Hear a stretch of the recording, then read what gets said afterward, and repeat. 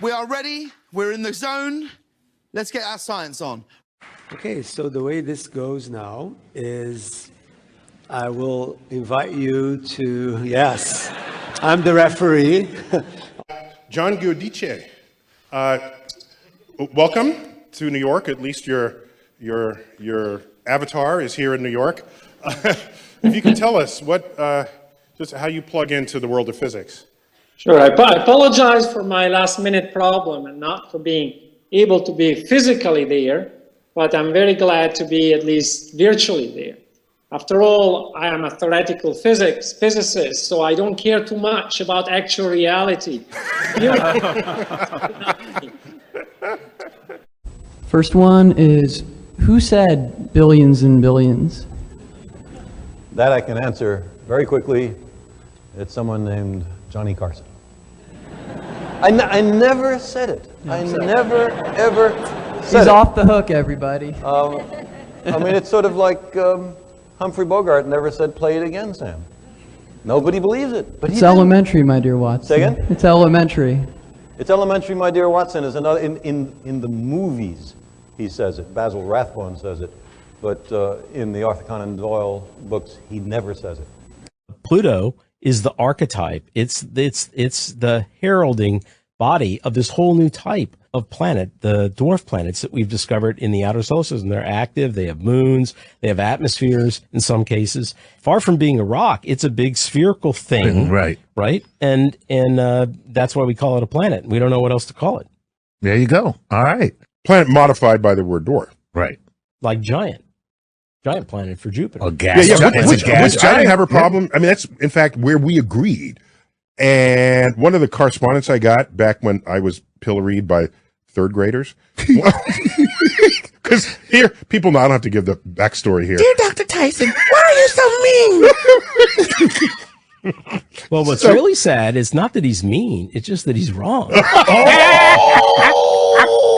Oh, snap! What happened? Geek fight. But it's a likely possibility that the bacterial or microbial life is definitely more attainable. So that's a weird world where our entire galaxy just has bacteria everywhere. So if you don't like microbes, you're on the wrong planet. If you don't like microbes, you're on the wrong planet. You're full of good lines. Okay, right. Stephen Hawking, my late friend Stephen Hawking, wrote the foreword for my book, The Physics of Star Trek, and he had said time travel was impossible. He actually tried to demonstrate it. He actually had a party in his house once.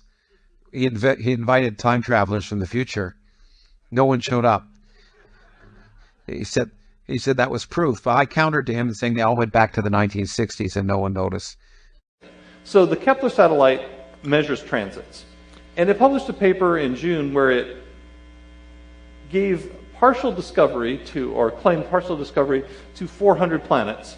Now the full story is that there are 800 planet candidates, and of those they decided that 400 of them were interesting and they didn't want to release to the public, so they're keeping them in their drawers, as in their desk drawers. For those of you who may be familiar with linear algebra, something called graphics processing units, known as GPUs in general.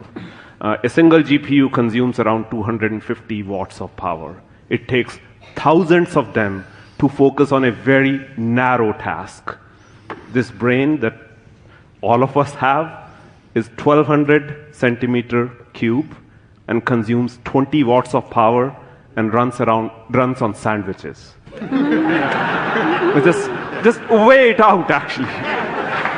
Come on. Wow.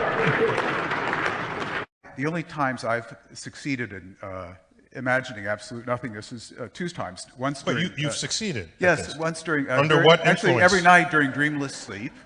And once while I was watching professional bowling on television. Okay. I remember, I was really influenced by a book called Limits to Growth when I was young. And I mean, and it was well intentioned, by the way. Of course. But it's just what happens is technology responds to problems, and so you can't predict very well. Which is, by the way, why I never try and predict anything less than 2 billion years in the future. First of all, no one will be around to check my math. The whole enterprise of evolutionary biology is to explain how you get prodigious complexity and design from virtually nothing. I mean, we hand over to physicists when we can go beyond the virtually nothing to the absolutely nothing. But if you start from start from quite an advanced level, bacteria, and work up to mammals and humans. I can really understand them. They said, I've never heard such a nonsense. Something did not happen, but just because it could have happened, it leaves a trace. Can't be. And then came Zeilinger and made the experiment, and later got the Nobel Prize. And then Sir Roger Penrose gave us nice publicity, and he also got the Nobel Prize. You better be nice to me. People who are nice to me tend to get Nobel Prizes. When you tried to make your foundation for reason and science a tax-deductible foundation, a charitable foundation, you had a problem. Well, I wanted to get it tax-deductible, and so I applied both in Britain and in America. The primary problem was in Britain, where in order to, you have to prove it benefits humanity. If you're a church, you don't have to prove anything. That goes through goes through on the nod. But I had this foundation for reason and science, and I got a letter from the British Charity Commission, which said, kindly explain how scientific education benefits humanity. I thought we had to tell that story in public. I thought we had to hear that.